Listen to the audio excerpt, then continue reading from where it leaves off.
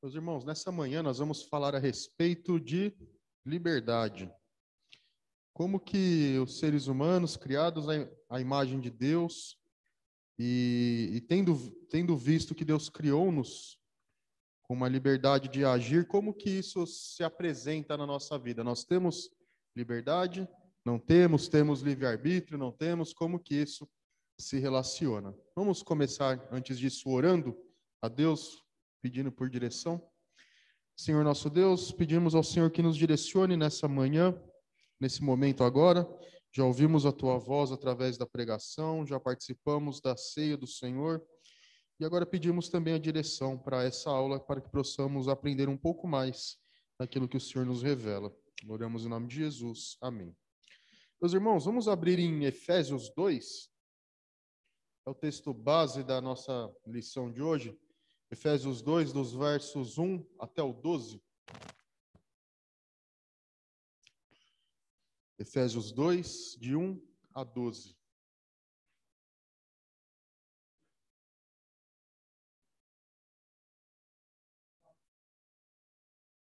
Isso aí. Efésios 2, de 1 a 12.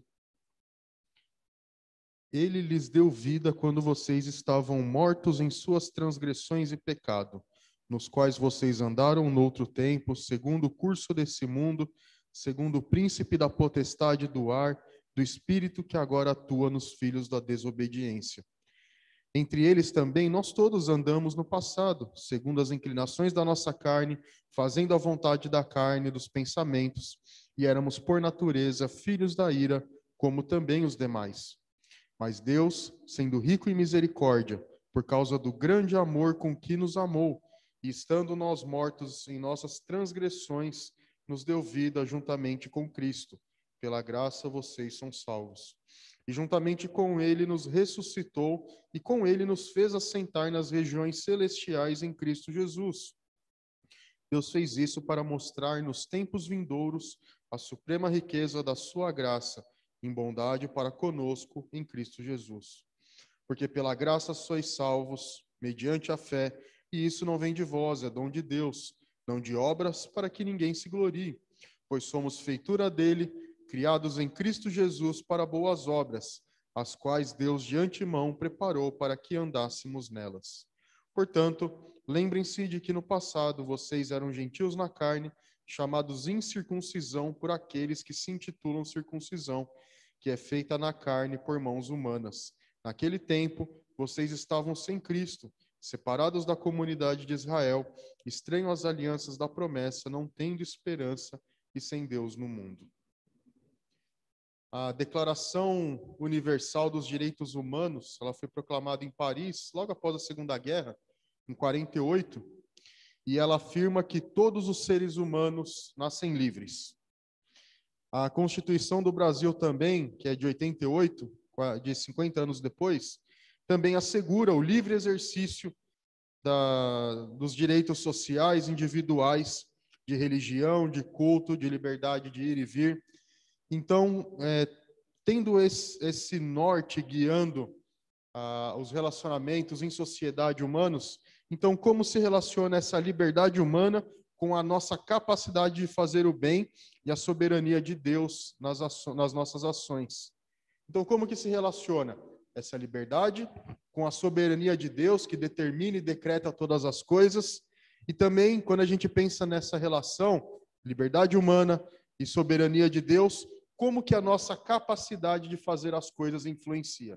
Como nós lemos aqui, Paulo mostra aos Efésios que eles eram, noutro tempo, escravos do pecado, faziam parte do reino das trevas, e agora eles foram libertados para viverem segundo a vontade de Deus. Então, como que nessa relação tudo isso acontece? A liberdade humana, soberania de Deus e a nossa incapacidade de fazer o bem. Então, o que a gente vê? Que na criação, Deus criou o ser humano com uma liberdade de pensar, uma liberdade de raciocinar. Então, Deus nos fez como criaturas racionais. Como a gente falava ontem na programação da UPA, o ser humano, enquanto criado à imagem de Deus, recebe as características divinas.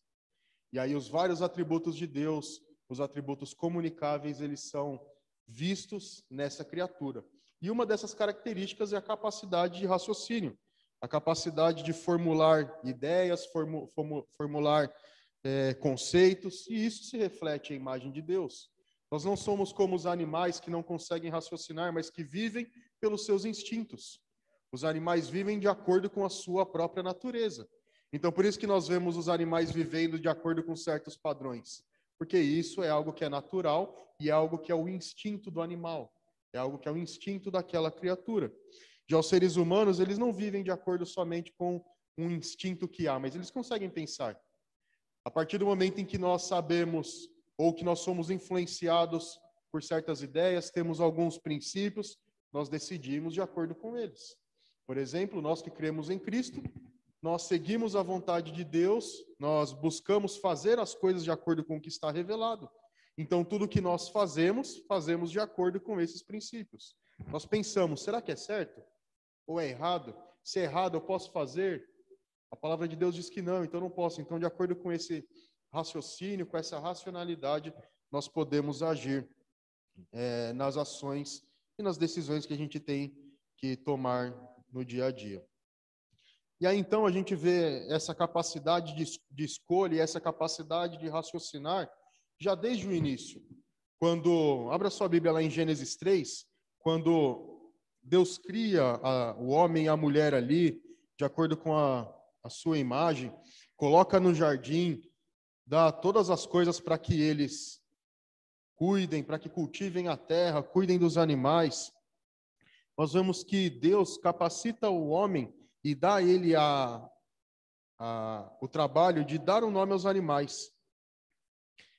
Gênesis 2, 17, a partir do 16. Deus dá a ele a capacidade para agir ali naquela criação que havia sido concedida. Gênesis 2, 16 até o 20. E o Senhor Deus ordenou ao homem: de toda árvore do jardim você pode comer livremente, mas da árvore do conhecimento do bem e do mal você não deve comer, porque no dia em que dela comer você certamente morrerá. O Senhor disse ainda: não é bom que o homem esteja só, farei para ele uma auxiliadora que lhe seja semelhante a ele. Havendo, pois, o Senhor Deus formado da terra todos os animais do campo e todas as aves dos céus, trouxe a Adão para ver que nome lhes daria, e o nome que ele desse a todos os seres vivos, esse seria o nome deles. Então, Deus cria o ser humano com a capacidade de raciocinar, e aqui especificamente da tarefa de dar nome aos animais. E aí, então, nós vemos capacidade criativa, nós vemos racionalismo, né, a racionalidade para poder escolher os nomes. Então, Deus capacita o ser humano com esse raciocínio. E também Deus deu aqui uma ordem para ele. Ele deveria comer de todas as árvores livremente. Qual era a exceção? A árvore do conhecimento do bem e do mal. E é então que Gênesis 3, observe aí dos versículos 1 ao 17, a serpente coloca diante do ser humano uma questão, para que ele então decida. Primeiro Deus disse: não coma da árvore, seja obediente. Aí vem a serpente aí no versículo 1 do capítulo 3. Mas a serpente, mais astuta que todos os animais selvagens que o Senhor Deus tinha feito, disse à mulher: é verdade que Deus disse: não comam do fruto de nenhuma árvore do jardim? A mulher respondeu à serpente: do fruto das árvores do jardim podemos comer, mas o fruto da árvore que está no meio do jardim, Deus disse: vocês não devem comer dele, nem tocar nele, para que não venham a morrer. Então disse a serpente à mulher: é certo que vocês não morrerão, porque Deus sabe que no dia em que dele comerem, os olhos de vocês se abrirão, e como Deus, vocês serão conhecedores do bem e do mal. Vendo a mulher que a árvore era boa para comer, agradável aos olhos, e árvore desejável para dar entendimento, tomou o seu fruto e comeu, e deu também ao marido, e ele comeu. Então os olhos de ambos se abriram, e percebendo que estavam nus, costuraram folhas de figueira e fizeram cintas para si. Então, eles receberam a ordem de Deus, ou receberam a instrução de Deus: não comam. Aí vem a serpente e fala: olha, não é bem assim que Deus falou, viu? Vocês podem comer, o que Deus não quer é que vocês sejam como ele, conhecedores do bem e do mal.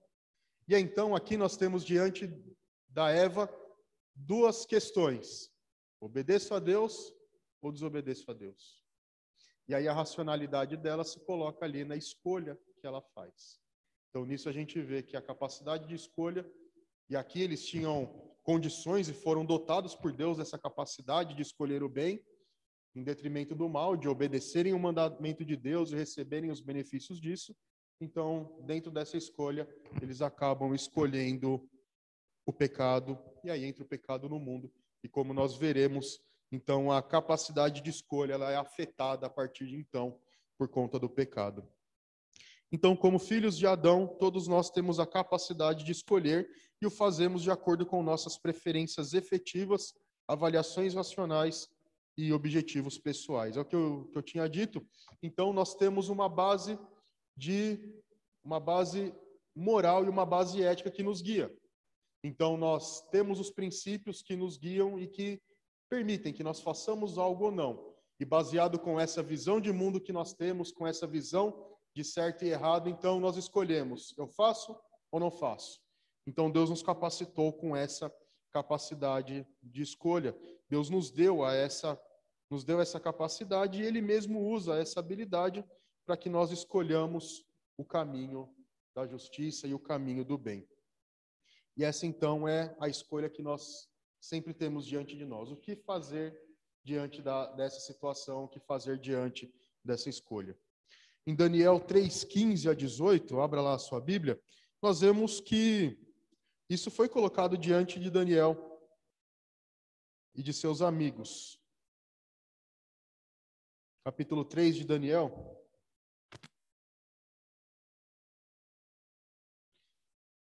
Dos versos 15 ao 18.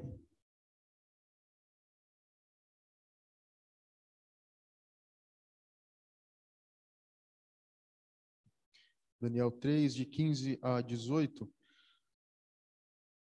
Agora, pois, se vocês estão prontos quando ouvirem o som da trombeta, da flauta, da cítara, da harpa, da lira, da gaita de foles, prostrem-se e adorem a imagem que eu fiz. Mas se não adorarem, serão no mesmo instante lançados na fornalha de fogo ardente. E quem é o Deus que os poderá livrar das minhas mãos? Sadraque, Mesaque e Abednego responderam ao rei: Ó Nabucodonosor, quanto a isto, não precisamos nem responder. Se o nosso Deus, a quem servimos, quiser livrar-nos, ele nos livrará da fornalha de fogo ardente e das suas mãos, ó rei. E mesmo que ele não nos livre, fique sabendo, ó rei, que não prestaremos culto aos seus deuses, nem adoraremos a imagem de ouro que o Senhor levantou. Então, aqueles 3 amigos de Daniel haviam sido confrontados com a questão da idolatria. Então, ou eles se curvavam diante da estátua do rei, ou então eles morreriam. Só que qual que era a base religiosa deles? Qual que eram as convicções que eles tinham? Que somente Deus de Israel, é o Deus verdadeiro e o único que é digno de adoração. Então, nós temos um exemplo de escolhas que são feitas. Então, ou eles abriam mão das suas convicções e dos seus princípios para não morrerem, ou então eles permaneceriam fiéis e com isso eles seriam mortos se Deus não quisesse os livrar. Eles sabiam disso. Eles disseram para o rei: Deus pode nos livrar se ele quiser, mas se não quiser também está debaixo da vontade dele. Então, nessas escolhas que nós fazemos no dia a dia, sempre baseadas em princípios que nos regulam, né? E aí nós temos algumas decisões que são tomadas que não necessariamente têm a ver com questões de fé, mas são questões mais comuns e corriqueiras. A escolha de onde nós moraremos, onde matricularemos nossos filhos, mesmo assim são princípios que nos regem e a partir deles nós escolhemos. Então Deus nos capacitou com essa capacidade de, ao olharmos para qualquer situação, escolhermos o que é melhor, ou escolhermos o que é certo, ou escolhermos de acordo com a nossa melhor decisão. Então, Deus nos criou como seres racionais, como seres pensantes. A segunda característica da liberdade é que ela é uma liberdade responsável. E grande parte da crise moral que a gente enfrenta hoje é na tentativa, ou é causada pela tentativa de negar a capacidade humana de escolha pessoal. O que isso significa? Algumas linhas de pensamento dizem que o ser humano ele não é livre para escolher, mas ele é formado, ele nasce sem nenhum conhecimento, sem nenhuma influência, e é o meio em que ele vive que vai influenciar as suas decisões. Então, quem produz o ser humano, que depois lá na frente vai escolher, é o próprio meio em que ele vive. Então, nesse sentido, se a pessoa resolveu matar alguém, se a pessoa resolveu não seguir as leis ou fazer qualquer coisa, é porque o meio que ele foi criado influenciou para isso.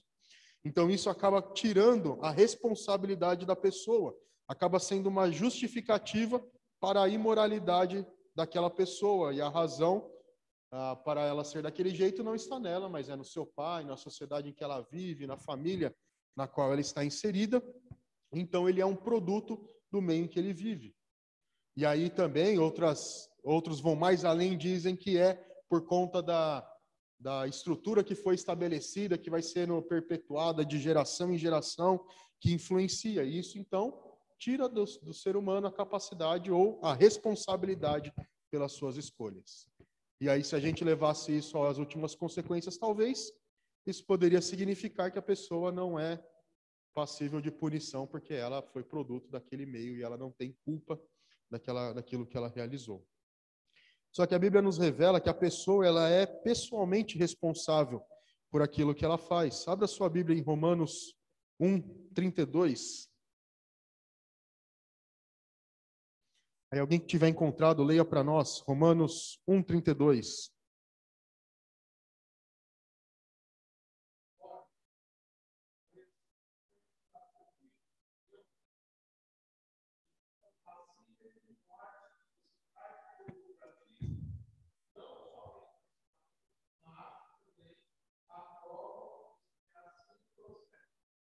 Isso. E Paulo aqui, antes, desde o versículo 18, vem tratando a respeito da questão da ira de Deus. O verso 18 fala que a ira de Deus se revela do céu contra toda impiedade e injustiça dos homens. E como que ele vai desenvolvendo a ideia aqui? Paulo vai dizendo que as pessoas que são alvo da ira de Deus, elas primeiro, na sua própria mente, transformaram a glória e a majestade de Deus para um ídolo. Então, eles criaram estátuas, pegaram animais que são criaturas e transformaram em divindades, pegaram elementos da natureza e transformaram em ídolos. Então, eles primeiro se obscureceram na sua mente, eles se tornaram cegos para a verdade de Deus, trocando a glória de Deus pela glória do Criador, e com isso, cometendo pecados. E aí, se a gente fizer uma relação direta com os cultos pagãos, você já deve ter visto que na antiguidade alguns sacrificavam crianças, outros colocavam oferendas na água, por exemplo, para os deuses do mar. Então, sempre a forma de apaziguar aos deuses era com alguma oferenda. Então, essas pessoas que se cegam para a verdade de Deus, criam esses deuses, criam mecanismos de adoração a esses deuses, e com isso vão cometendo aquilo que elas melhor acham. E nisso nós vemos também um reflexo da natureza humana. Quem eram os deuses, por exemplo, os deuses gregos? Os deuses gregos eram aqueles que eram suscetíveis aos mesmos vícios que os seres humanos. Tinham inveja, tinham ciúmes, matavam. Tinha até um seriado antigamente, não lembro se era do Hércules. Acho que era do Hércules ou era da Xena, a princesa guerreira, que falava no tempo que os deuses eram fúteis e cruéis, né? Então, essa ideia de que os homens eles são formados a partir do que os homens entendem. Por quê? Porque se tem um Deus que é como eu sou, então não é pecado eu fazer o que eu faço. Então eu posso adulterar, eu posso matar, eu posso ter inveja, porque a própria divindade tem essas características. Agora, quando o Deus revelado na palavra, ele fala que é pecado essas coisas, então eu preciso me conformar a ele. Eu preciso agir de acordo com o que ele quer. E não ao contrário, eu moldo um Deus como eu quero. Então, essas pessoas de Romanos 1, eles fazem isso.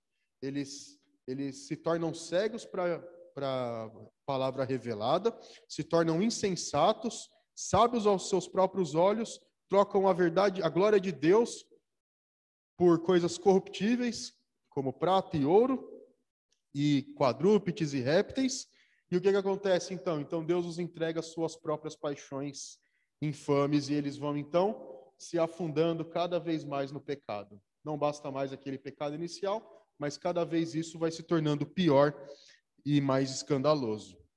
E aí a consequência disso é o que o Cosme leu, verso 32, então, embora conheçam a sentença de Deus de que praticam tais coisas, são passíveis de morte, eles não somente as fazem, mas também provam as que as praticam. Então, sabe-se que a justiça e a condenação vêm, mas mesmo assim permanecem fazendo e eles são individualmente responsáveis pelos seus pecados. Outro texto que fala a respeito disso, Ezequiel 18. Abra lá sua Bíblia. Ezequiel 18. Aí alguém leia para nós o versículo 2 e depois o versículo 20. Ezequiel 18, versículo 2 e depois o versículo 20.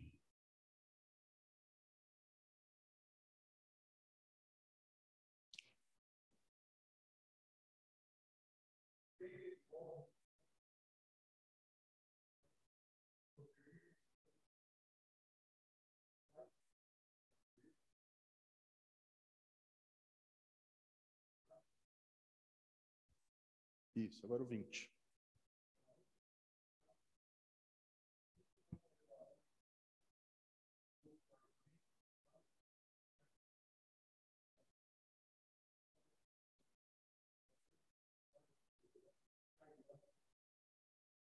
Isso. O profeta Ezequiel também aqui vem trabalhando a ideia que tinha em meio ao povo de que os filhos eles recebiam a punição por causa dos seus pais.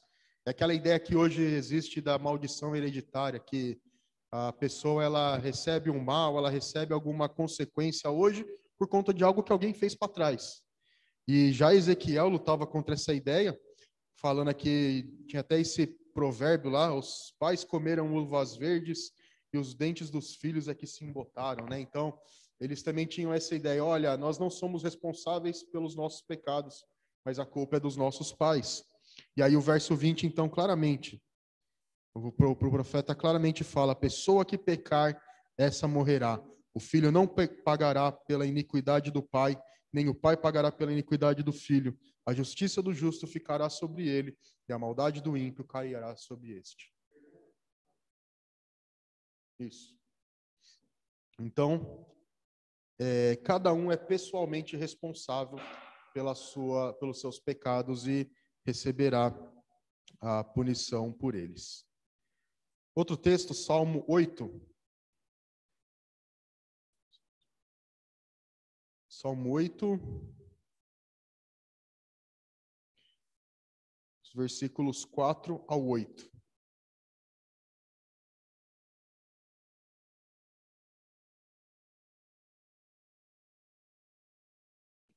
A partir do 4 até o 8. Que é o homem para que dele te lembres, e o filho do homem para que o visites? Fizeste-o, no entanto, por um pouco menor do que Deus, e de glória e de honra o coroaste. Deste-lhe domínio sobre as obras da tua mão, e sobre os teus pés lhe puseste ovelhas e bois todos, e também os animais do campo, as aves do céu e os peixes do mar, e tudo o que percorre nos mares. Então, aqui nós temos, no Salmo 8, claramente, a capacidade do ser humano para ser livre, ou a sua liberdade pessoal, a sua liberdade de escolha. Então, o homem é um ser pessoal que pode escolher a partir das suas para tomar as suas decisões. E a Escritura ainda nos ensina que o justo juiz cuida para que cada um receba aquilo que lhe é devido.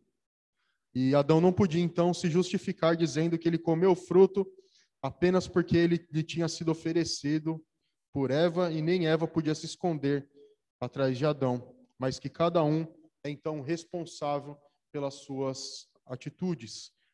Abramos agora em Jeremias 17.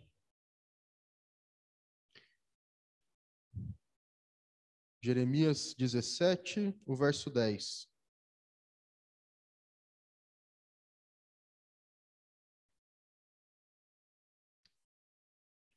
Eu, o Senhor, sondo o coração, eu provo os pensamentos para dar a cada um segundo os seus caminhos, segundo o fruto das suas ações. Então, também um texto que fala a respeito, né, disso, que Deus conhece, né? Então, Deus dá as condições para nós escolhermos e também Ele próprio conhece os nossos corações, conhece as nossas motivações. Então, não tem como nós fazermos uma escolha má, baseada em princípios malignos na nossa mente, mas quando a gente professa, a gente fala, não, não é bem isso, tenta maquiar, sabe, daquele jeitinho, para não parecer tão mal.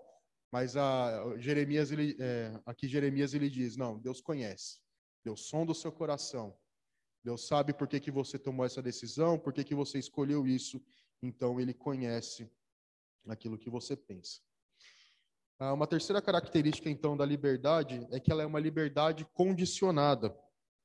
E aí, então, quando a gente fala de liberdade, não podemos pensar que a nossa capacidade de escolha é como uma entidade que habita em nós, dotada de plena autonomia, porque isso seria negligenciar que escolhemos de acordo com a nossa preferência afetiva, nossas avaliações racionais e objetivos pessoais. Então, a ideia aqui é que a nossa liberdade ela não é uma entidade que existe em nós e ela está completamente separada do nosso ser, da nossa existência, mas que ela, como parte de nós, é influenciada por aquilo que nós pensamos, aquilo que amamos e os nossos objetivos também. Então, por isso, e aí nesse sentido, muitas pessoas falam de um livre-arbítrio nessa ideia, mas a verdade é que a nossa escolha, nossa liberdade de escolha é sempre exercida por nós como resultado da nossa personalidade, constituída de nossas inclinações e história pessoal. Então, a nossa liberdade, a nossa escolha, ela nunca é livre completamente. Então, por isso que pensar nessa ideia de livre-arbítrio. Livre-arbítrio é a ideia de que, a partir de uma completa neutralidade, de uma completa ausência de coisas que influenciam, eu escolho. Mas não, a gente sempre é condicionado à nossa própria personalidade. E a Bíblia fala a respeito disso, quando diz que o coração do homem é desesperadamente corrupto e que busca cometer o pecado, que o coração humano busca os seus intentos, né? Mas aí então a gente vê que o coração, como sede da nossa personalidade, é de onde procede as nossas convicções, desejos, planos, valores, sentimentos e julgamentos. Então, como nós vimos lá no começo, quando o pecado entra no mundo, a corrupção natural ela está com cada ser humano. Então, o seu coração, naquilo que ele ama, naquilo que ele deseja, naquilo que ele busca, ele sempre é influenciado pelo pecado, pela corrupção que afeta o ser humano. Então, o homem natural, ele não tem mais aquela capacidade que Adão e Eva tinham de escolherem o bem. Deus inscreveu a lei no coração de Adão e Eva, eles sabiam que precisavam seguir para continuarem naquela condição, eles tinham capacidade de agir dessa forma, e aí então o pecado corrompe a imagem de Deus. A imagem de Deus ela não é apagada, mas ela é corrompida. E aí a liberdade, a possibilidade de escolha do bem, ela não está mais em nós, porque o pecado afeta nossos pensamentos, nossa vontade, nosso coração, e por isso então acaba condicionando. Então por isso nossas escolhas elas são condicionadas e nunca elas são completamente livres. E aí então que a gente entra na depravação total. E a depravação total, a gente precisa entender que ela não significa que a pessoa faz todo o mal, comete todo o pecado que ela pode, mas é que na sua raiz, na sua essência, no seu ser, o homem é depravado, né? E a depravação significa que o pecado habita em nós.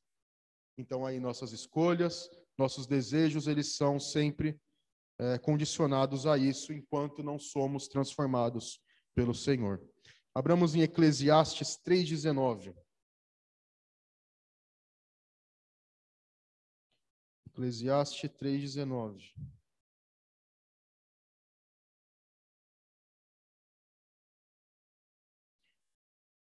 Alguém leia para nós? Eclesiastes 3:19.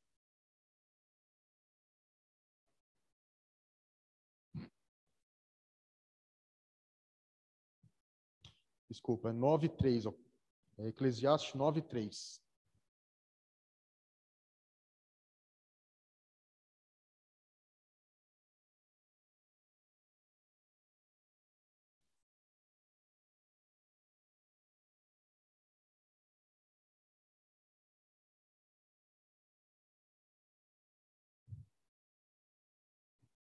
Quem tiver encontrado aí pode ler.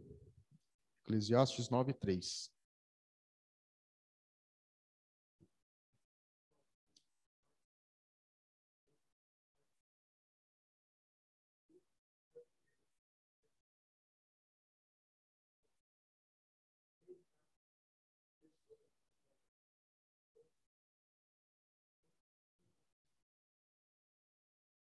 Isso, agora Marcos 7. Marcos 7, 21 até 23.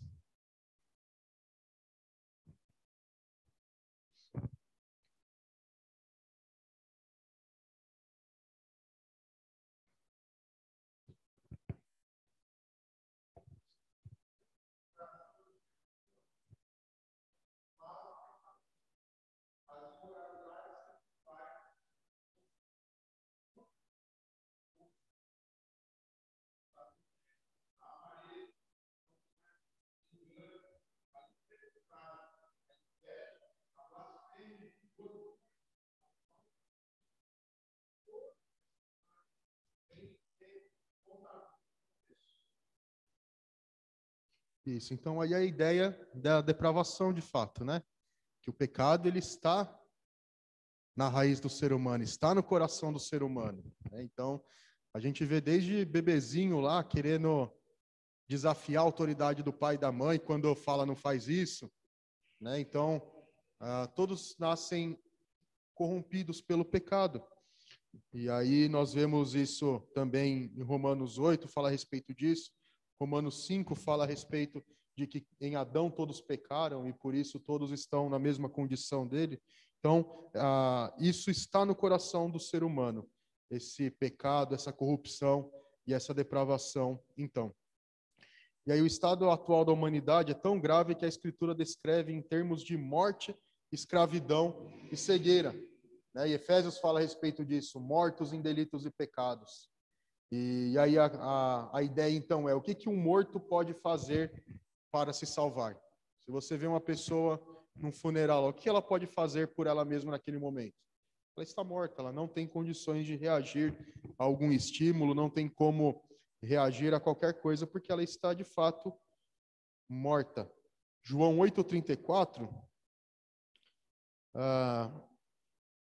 nos diz que Jesus respondeu: em verdade lhes digo que todo que comete pecado é escravo do pecado. Então, um escravo ele está submetido à ordem de quem? Ele pode por ele mesmo fazer qualquer coisa? Ou ele está submetido à vontade do seu Senhor? Então, a ideia de morte mostra que o ser humano não pode reagir porque ele está morto, e como morto ele não pode reagir. Como escravo, ele está preso à vontade de alguém que está acima dele também. E como um cego, ele não pode enxergar. Então, ele não pode discernir as coisas, não pode entender as coisas. Então, perceba que a condição do ser humano de morte, cegueira e escravidão mostra essa incapacidade de compreensão, de reação e de ação livre. Então, a queda ela causa isso. E aquela retidão original, então, a capacidade de escolher o bem em lugar do mal, ela foi perdida com a queda. Então, o que precisa? Precisamos de Cristo, que transforme a nossa mente, nosso coração, que nos tire da morte e nos dê a vida, que nos liberte da escravidão do pecado, que nos faça enxergar a luz, que nos faça ver. Então, nós precisamos de Cristo, precisamos da restauração e da regeneração. Então, esse conceito de depravação total tem a ver com isso, de que a escolha que nós fazemos, ela está presa. Ela não é livre, nós não podemos escolher a Deus, não podemos simplesmente um dia levantar e pensar, nossa, minha vida está tão ruim, eu preciso de Cristo e vou até Ele. Mas a gente precisa dessa transformação. Precisamos da ação de Cristo no nosso coração, que nos transforme nossa vontade, nosso desejo, a nossa escolha e nos torne, então, livres em Cristo para poder escolher. Então, a clara ideia bíblica tem a ver com isso. Então, ao corromper o nosso coração, O pecado também corrompeu os nossos julgamentos, decisões e escolhas. Assim, quando livremente decidimos por algo, o fazemos sempre de acordo com o mal que habita em nós, né? Então, aquela ideia da depravação. Somos escravos voluntários, fazendo de boa vontade a vontade da carne e dos pensamentos, enquanto obedecemos cegamente a Satanás e ao mundo. Veja lá, isso está em Efésios 2, 2 e 3.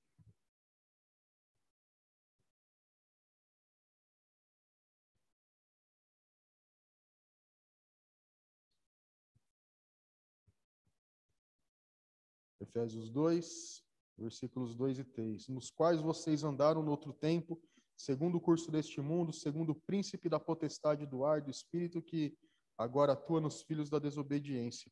Entre eles também todos nós andamos no passado, segundo as inclinações da nossa carne, fazendo a vontade da carne e dos pensamentos, e éramos por natureza filhos da ira, também como os demais. Então, o versículo 3 aí, fala que todos nós andamos no passado, segundo as inclinações da nossa carne. Então, aquilo que nossa carne tendia a fazer, né? Então, a propensão ao pecado, fazendo a vontade da carne e dos pensamentos, e éramos por natureza filhos da ira, como também os demais. Então, escravos do pecado, fazendo parte do reino de Satanás. Essa é a condição natural do ser humano. E aí, e mais para frente nós vamos ver melhor a respeito da verdadeira liberdade em Cristo, mas a gente pode ver aqui que a liberdade existe somente para aqueles que pela fé em Cristo recebem um novo coração, capaz de obedecer à vontade de Deus. Então, para que nós possamos responder verdadeiramente ao chamado do Evangelho, possamos viver de acordo com a vontade de Deus, somente quando Cristo nos liberta, somente quando Cristo nos transforma. Vamos abrir lá em João 8. João 8, 31. João 8, 31 e 32.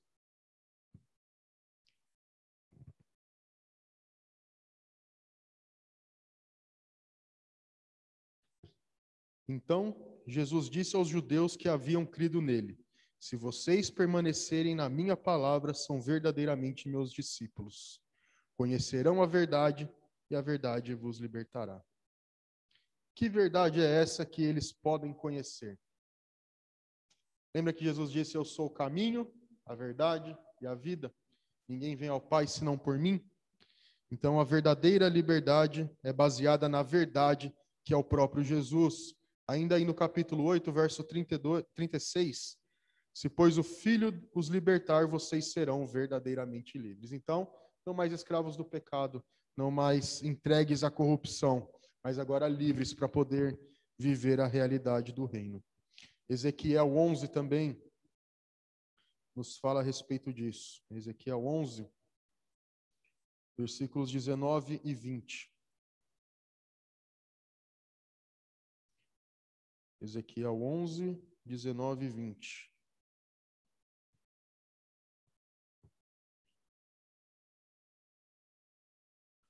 Eu lhes darei um só coração e porei um espírito novo dentro deles. Tirarei deles o coração de pedra e lhes darei um coração de carne, para que andem nos meus estatutos e guardem os meus juízos e o executem. E eles serão o meu povo e eu serei o seu Deus. Então, veja só a transformação que há. Se antes havia morte, escravidão e cegueira, agora há vida, liberdade e a verdadeira luz que nos faz enxergar.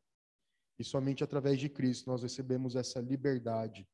A liberdade é para podermos escolher de acordo com a vontade de Deus. Mas isso é uma transformação que é operada pelo Espírito Santo em nós. E aí essa liberdade nos faz escolhermos o bem, nos faz escolhermos segundo a vontade de Deus. E aí então, como a gente viu lá no começo, essas ideias que nos guiam, esses pensamentos que nos guiam, os propósitos de vida que nos guiam, são todos eles, como o pastor falou hoje, condicionados à verdade de Deus. O meu propósito de vida agora está voltado ao que Cristo requer. A minha vontade é adorar a Deus, é glorificar o seu nome. O meu desejo é amar o Senhor sobre todas as coisas.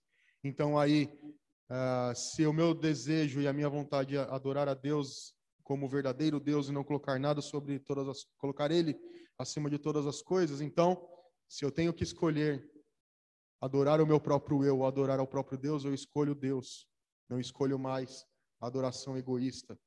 Então, todas as nossas capacidades, nossa vontade, tudo que nos guia e nos direciona para as escolhas, serão voltadas para Deus, e isso somente através da liberdade que somente Cristo nos dá.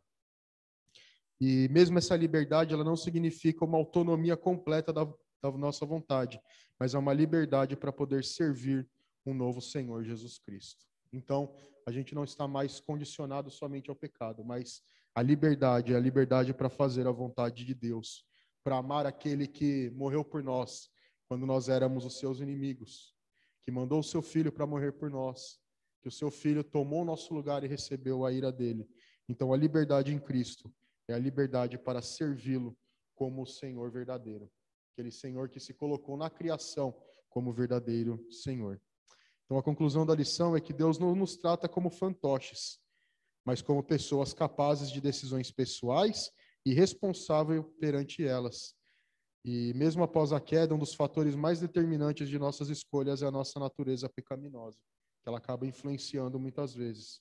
Escravizados pelo pecado, nossa vontade, razão e sentimentos escolhem naturalmente o caminho do mal.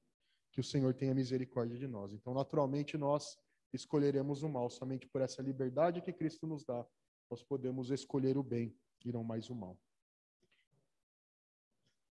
Tá bom, irmãos. Vamos orar, encerrando a nossa escola dominical. Senhor, obrigado por esses momentos em que podemos aprender mais da Tua palavra. E possamos, Senhor, cada dia da nossa vida, afadigarmos disso, buscarmos conhecer mais ao Senhor e compreender mais daquilo que o Senhor nos revela, Senhor. Leva sempre nossa mente cativa à Tua verdade. Que tudo que fizermos, tudo que escolhermos, tudo que decidimos, seja sempre voltado para o Senhor. Para que possamos sempre, diante mesmo dos perigos que as escolhas trazem, possamos escolher o Senhor, como os 3 amigos de Daniel fizeram, sabendo que o Senhor pode nos livrar ou também pode nos levar para junto do Senhor. Mas que a Tua verdade seja sempre o nosso norte, o nosso guia e aquilo que nos guia em cada dia. Oramos a Ti em nome de Jesus. Amém.